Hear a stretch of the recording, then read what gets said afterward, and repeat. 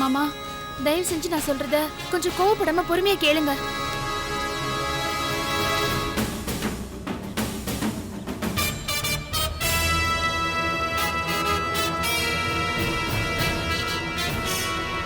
இந்த பார், நீ எதுவும் எனக்கு சொல்ல தேவையில்லை, கிளம்பு. மாமா மாமா மாமா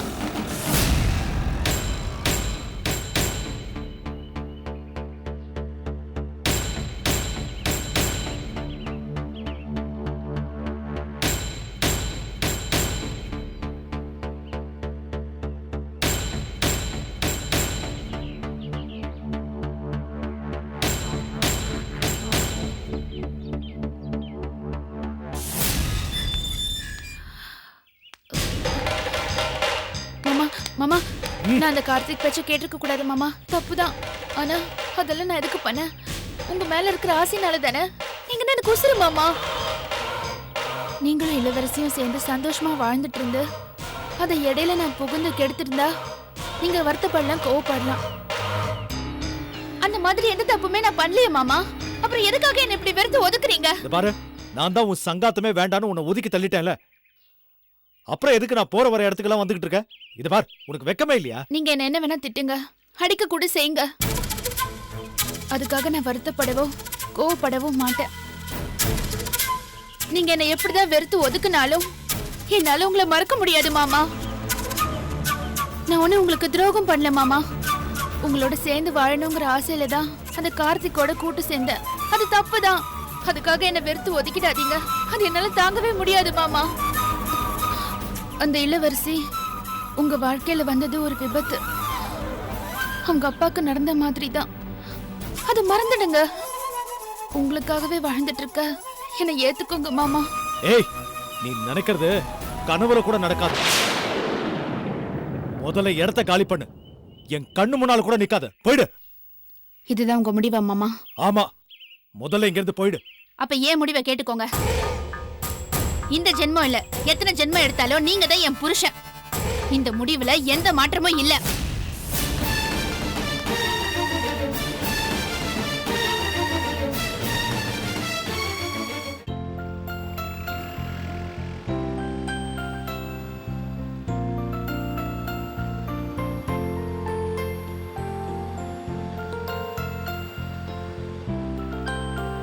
இளவரசி, என்னமோ தெரியல, ஃபேக்டரியில் இப்போ அடிக்கடி பிரச்சனைகள் வருது. அதுக்கு என்ன காரணம்னு கண்டுபிடிச்சி இமீடியட்டாக ஆக்ஷன் எடுக்கணும். பண்ணிடலாம் மேடம்.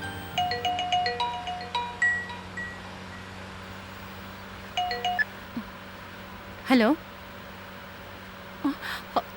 அப்படியா? நான் உடனே வரேன். டிரைவர், வண்டியை ஹாஸ்பிட்டல் விடுங்க.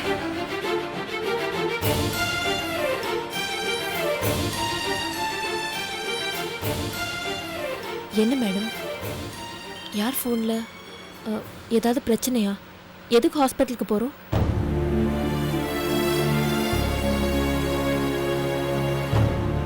ஃபோன் அட்டன் பண்ணதிலிருந்தே உங்க முகமே சரியில்லை.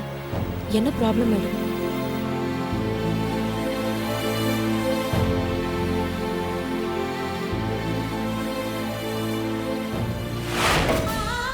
அம்மா எப்படி இருக்காங்க? டாக்டர் ட்ரீட்மெண்ட் கொடுத்துட்டு இருக்காங்க. நீ வாங்க வாங்க வாங்க. திடீர்னு பல்ஸ் ரொம்ப குறைஞ்சு போச்சு, அதான் உங்களுக்கு ஃபோன் பண்ணி வர சொன்னேன். அம்மா. சரி, நீங்க வெளியில வெயிட் பண்ணுங்க, நான் செக் பண்ணிட்டு வந்து சொல்றேன்.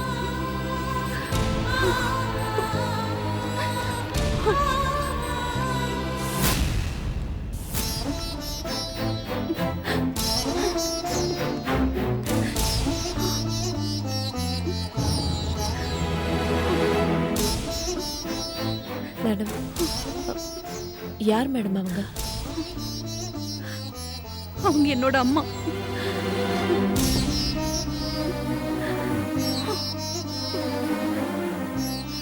என்ன மேடம் சொல்றீங்க? இவங்க உங்க அம்மாவா? நம்ப முடியலல்ல.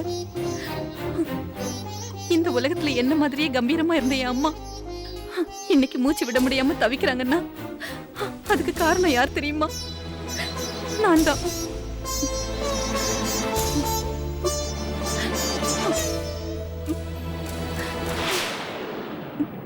இன்னைக்கு எல்லாருடைய பார்வையிலையும் கம்பீரமாவும் ஸ்ட்ரிக்டாவும் தெரியுற எங்க அம்மாவோட இன்னொரு பக்கம் கண்ணீரும் கவலையும் நிறைஞ்சது இளவரசி. என்னையும் என் வாழ்க்கையை நினைச்சு நினைச்சு கவலைப்பட்டுதான் என் அம்மா இந்த நிலைமைக்கு ஆளாயிட்டாங்க.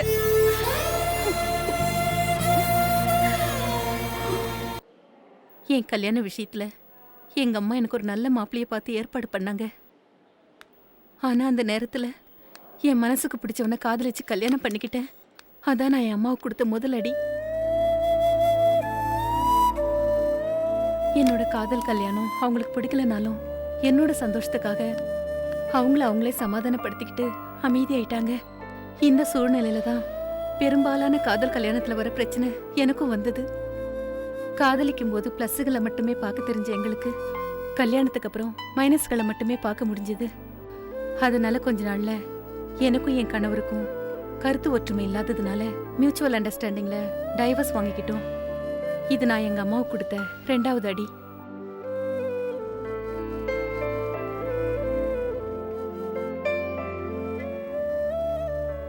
அதுக்கப்புறம் எங்க அம்மா எனக்கு ஒரு நல்ல வாழ்க்கையை அமைச்சு தரணும்னு ஆசைப்பட்டாங்க. இன்னொரு குடும்ப வாழ்க்கைக்கு நான் தயாரா இல்லைன்னு தனிமரமாவே வாழ ஆரம்பிச்சிட்டேன்.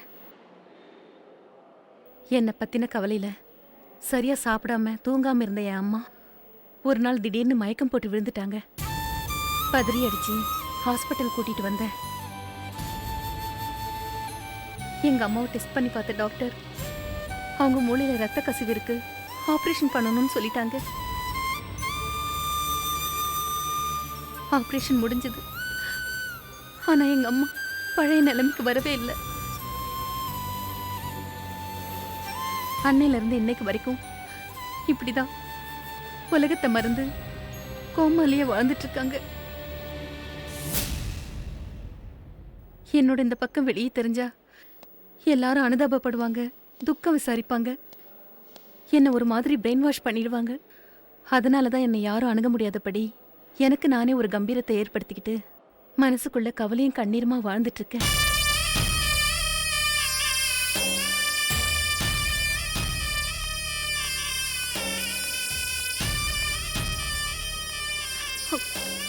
அம்மா, உன் பேச்சு கேட்காம நான் உனக்கு துரோகம் பண்ணிட்டேம்மா. உன் பேச்சு கேட்காதது ஏன் தப்புதாம்மா. என்ன மன்னிச்சிடுமா. மேடம், என்ன இளவரசி, சுய நினைவே இல்லாம பல வருஷமா படுத்துட்டு இருக்கிற எங்க அம்மா காதல இப்படி மன்னிப்பு கேட்கிறேன்னு உனக்கு ஆச்சரியமா இருக்குல்ல? இது எனக்கு ஒன்றும் புதுசு இல்லை. எப்போ எங்க அம்மா கிட்ட வந்து மன்னிப்பு கேட்கறது வழக்கம்தான். என்னைக்காவது நான் பேசுறது அவங்க காதுல விழுந்து கண்முழிச்சு என்னை மன்னிச்சிட மாட்டாங்களாங்கிற ஒரு நப்பாசுதான்.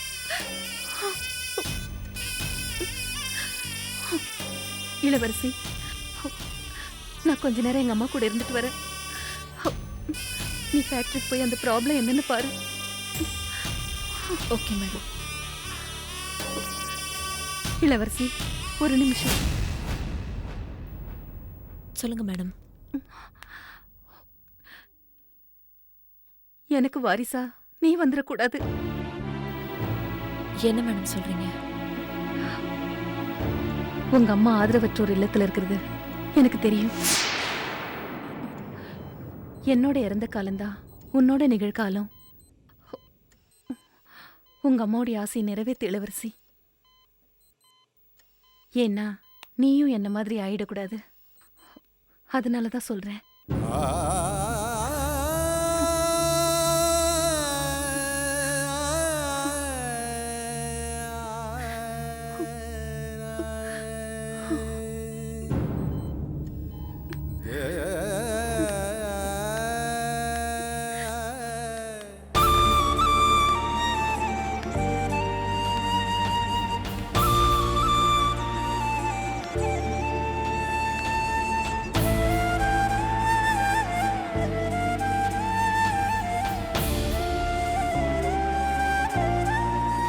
உன் அம்மாவுடைய ஆசையை நிறைவேற்ற இளவரசி. நீ திடீர்னு ஃபோன் பண்ணி வீட்டுக்கு வரேன்னு சொன்னதும் சந்தோஷத்துல எனக்கு ஒண்ணுமே புரியலப்பா. சரி, என் வீட்டில் இல்லையாக்கா? வர நேரம் தான்ப்பா. என்னப்பா விஷயம்? ஒரு முக்கியமான விஷயம். செடியினையும் வச்சுக்கிட்டு பேசினா நல்லா இருக்குமேன்னு யோசிச்சேன். செழியனையும் வச்சுட்டு பேசுற அளவுக்கு என்னப்பா முக்கியமான விஷயம்? தொழில் சம்பந்தப்பட்ட விஷயமா? அதெல்லாம் ஒன்றும் இல்லைக்கா, செடியன் தான் தொழில் ஆரம்பிச்சு நல்ல விதமாக போயிட்டு இருக்கே. அப்ப வேற என்ன விஷயம்ப்பா? அது நம்ம மீனா கல்யாணம் சம்மந்தப்பட்ட விஷயம்.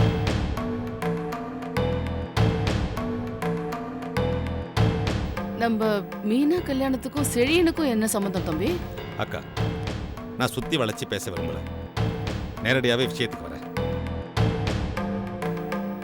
நீயும் நானும் சம்மந்தி ஆயிடலான்னு முடிவு பண்ணியிருக்கேன்.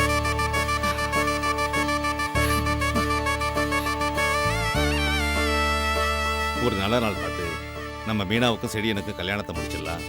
இது சம்மந்தமா அக்காவை பார்த்து பேசிட்டு வரலான்னு ஷாமலாவை கூப்பிட்டேன். அன்னைக்கு நான் உங்ககிட்ட அப்படி பேசினதுக்காக ஷாமலா வரத்துக்கு தயங்கினா, அதனால தான் நான் மட்டும் வந்தேன். நீ என்னக்கா சொல்ற? தம்பி, நான் உங்ககிட்ட கேட்கறேன்னு நீ தப்பா எடுத்துக்க கூடாது.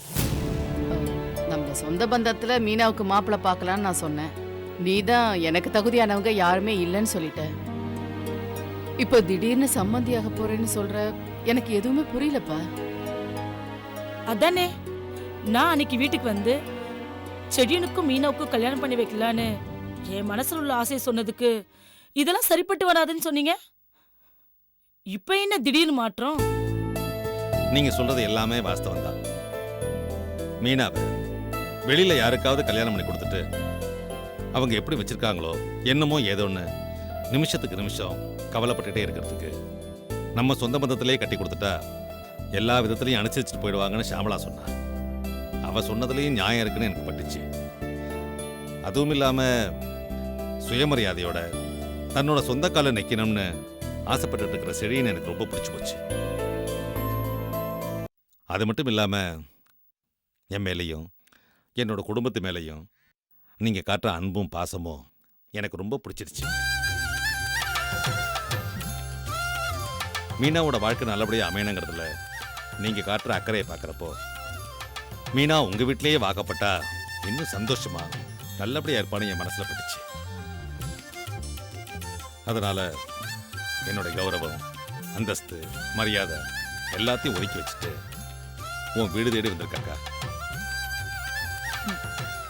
உனக்கு சந்தோஷம் தானே? எப்ப கல்யாணத்தை வச்சுக்கலாம்?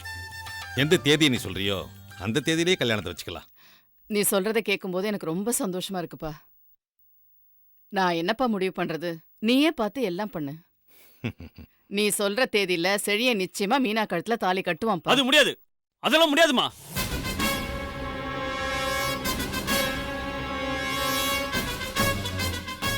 என்ன நினைச்சிட்டு இருக்கீங்க உங்க மனசுல? கல்யாணம்ன்றது என் வாழ்க்கை சம்பந்தப்பட்ட விஷயம். என்கிட்ட ஒரு வார்த்தை சொல்லாம, ஏன் சம்மந்தம் கேட்காம நீங்களே இவன் தாலி கட்டுவான்னு வாக்கு கொடுத்தா எப்படி? என்னடா பேசுற நீ? தம்பி எவ்வளவு பெரிய மனுஷன், வீடு தேடி வந்து தம் பொண்ணை கட்டி தரேன்னு சொல்றான், வேண்டான்னு சொல்ற. இதை விட ஒரு நல்ல வாழ்க்கை உனக்கு அமையுமா? இங்க பாருங்க, நடந்ததெல்லாம் மறந்துட்டு தகுதிக்கு மீறி இடத்துல சம்மந்தம் வச்சுக்கிறதுக்கு நீங்க தயாரா இருக்கலாம். ஆனா நான் தயாரா இல்ல. உங்களுக்கு உங்க தம்பி வேணும், சொந்த பந்தம் வேணும் அப்படின்னு நினைச்சீங்கன்னா அந்த சொந்தத்தை நீங்களே வச்சு கொண்டாடுங்க. அதுக்காக என்ன அந்த வீட்டு மாப்பிள்ளையாக்கி உங்க உறவை பலப்படுத்தணும் கனவு கூட காணாதீங்க. அது நடக்காது.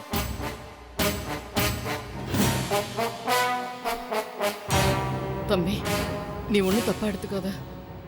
நான் அவனை எப்படியாவது சமாதானப்படுத்திடுறேன்.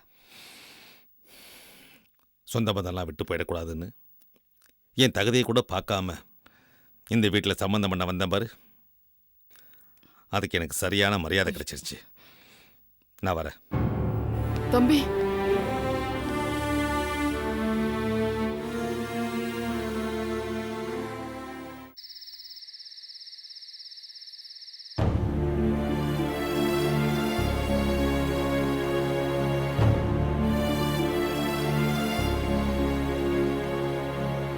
உங்க மேடம் தான் இவ்வளவு தெளிவா சொல்லிருக்காங்களே, இனிமே யோசிக்கிறதுக்கு என்ன இருக்கு இளவரசி?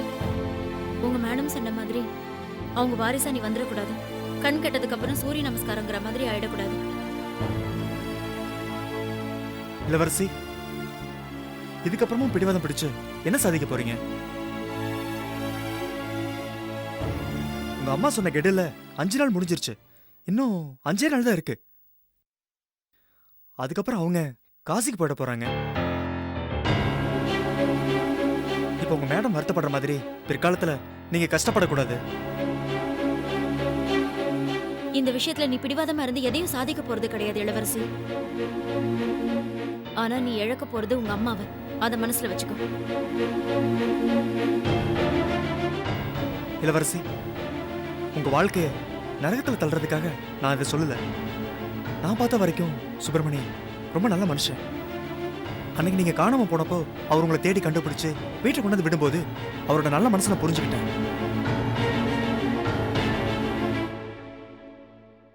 குறையே இல்லாத மனுஷனும் தப்பு பண்ணாதவங்களும் இந்த உலகத்துல யாருமே கிடையாது. தன்னுடைய குறைகளையும் தவறுகளையும் பட்டியல் போட்டு திருத்திக்கிட்டாதான் வாழ்க்கையில ஜெயிச்சதா அர்த்தம். சுப்பிரமணி தெரிஞ்சோ தெரியாமலோ உங்க அப்பா சாவுக்கு காரணமாயிட்டாரு. அதுக்கு பிராயச்சித்தமா அவர் உங்க குடும்பத்துக்கு எவ்வளவு செஞ்சிருக்காரு. ஆமா இளவரசி, ராஜா சொல்றது உண்மைதான். தப்பே செய்யலன்னா அவன் மனுஷன் இல்ல, கடவுள். இன்னும் எத்தனை நாளைக்கு தான் நடந்ததையே நினைச்சுக்கிட்டு உன் வாழ்க்கைய வீணடிச்சுக்கிறதும் இல்லாம அந்த மனுஷனையும் நோகடிச்சிட்டு இருப்ப. உன் பிடிவாதத்தை விட்டுட்டு கொஞ்சம் இறங்கி வா இளவரசி.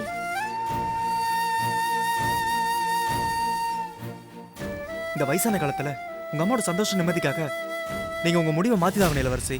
நீங்க 2 பேரும் கொஞ்சம் அமைதியா இருக்கீங்களா? எங்க அப்பாவை கொன்ன கொலைகாரனோட எங்க அக்கா எப்படி வாழ முடியும்? நீங்க ஏதேதோ பேசி எங்க அக்கா மனசை மாத்தாதீங்க. எங்க அக்கா எடுத்த முடிவு சரிதான். என்ன பேசுற லீலா? அப்ப உங்க அம்மா காசிக்கு போறது சந்தோஷமா நிம்மதியா? அது எனக்கும் பிடிக்கலதா.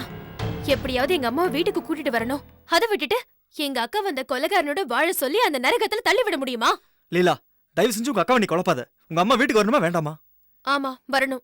அது இப்ப உங்க அக்கா கையில தான் இருக்கு. அதனால அவங்களை குழப்பாத, தெளிவா முடிவெடுக்க விடு. இளவரசி, உங்க அம்மா வீட்டுக்கு வரது வராதும் உங்க கையில தான் இருக்கு. யோசிச்சு நல்ல முடிவெடுங்க.